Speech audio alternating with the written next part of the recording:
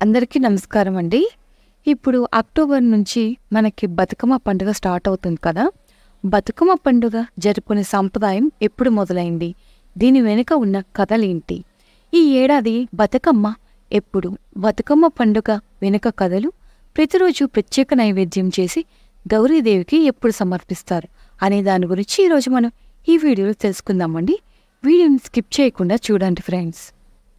దసరా నవరాత్రుల సమయంలో తెలంగాణ ప్రజలు జరుపుకునే అత్యంత ముఖ్యమైన పండుగ బతుకమ్మ.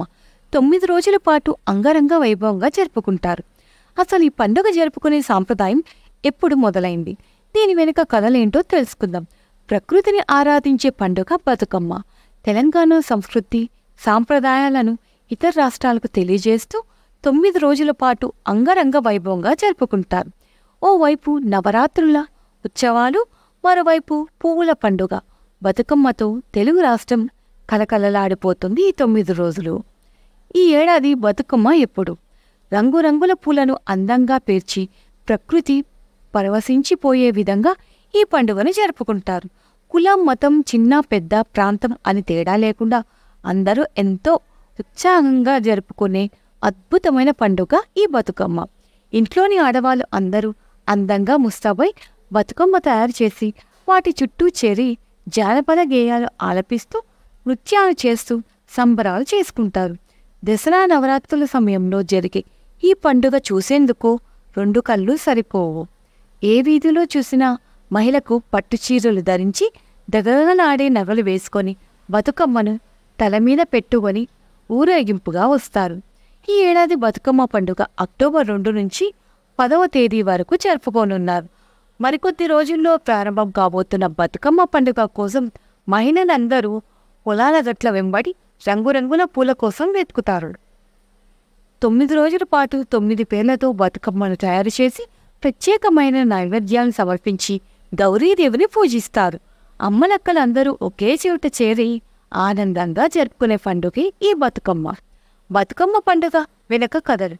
ఈ పండుగ జరుపుకునే ఆనవాయితీ ఇప్పటిది కాదని పెద్దలు చెప్తున్నారు. సుమారు 1000 సంవత్సరాలకు పైగా ఈ పండుగను జరుపుకుంటూ వస్తున్నారు. మొదట్లో గ్రామాల్లో జరుపుకుంటుండగా అది ఊరు వాడ నుంచి వివిధ ప్రాంతాల ప్రజలు జరుపుకోవడం మొదలుపెట్టారు. ఇప్పుడు ప్రపంచంలో అనేక మంది తెలుగు ప్రజలు బతుకమ్మ పండుగను జరుపుకుంటున్నారు. బతుకమ్మ పండుగ జరుపుకోవడం వెనుక అనేక కథలు ప్రాచుర్యంలో ఉన్నాయి. అవేంటో తెలుసుకుందాం. ఈ పండుగను విదేశాల్లో కూడా జరుపుకుంటున్నారు. చోళరాజా ధర్మాంగదను పెళ్లి జరిగి సంవత్సరాలు గడిచినప్పటికీ పిల్లలు కలగలేదు. ఎన్నో పూజలు వ్రతాలు ఆచరించిన తర్వాత అతడి భార్య లక్ష్మీదేవి లాంటి ఆడపిల్లకు జన్మనిచ్చింది. ఆమె ఎన్నో ప్రమాదాలను తట్టుకుని బతికింది. విషయం తెలుసుకున్న ఋషులు ఆడబిడ్డను చూసి ఆమెను బతుకమ్మ అని ఆశీర్వదించారట. అందువల్ల ఆమెకు తల్లిదండ్రులు బతుకమ్మ అనే పేరు పెట్టారు. అప్పటినుంచి బతుకమ్మ ఆడపడుచుల పండుగగా మారుతుందని మరికొందరు చెబుతున్నారు. 9 రోజుల వేడుక. 9 రోజుల పాటు బతుకమ్మ పండుగను జరుపుకుంటారు. ప్రతిరోజు ప్రత్యేక నైవేద్యం చేసి గౌరీదేవికి సమర్పిస్తారు.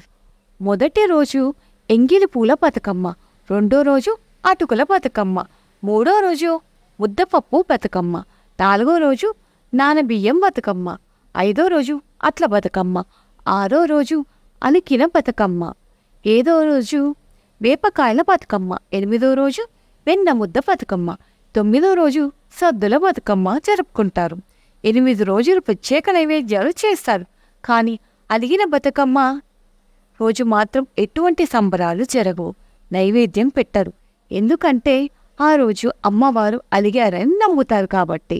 మీకు ఈ వీడియో ఎలా వచ్చిందో, ఎలా నచ్చిందో, ఎలా అనిపించిందో అన్నది కింద కామెంట్ బాక్స్లో కామెంట్ చేయండి. కొత్తగా చూస్తున్న వారైతే సబ్స్క్రైబ్ చేసుకోండి.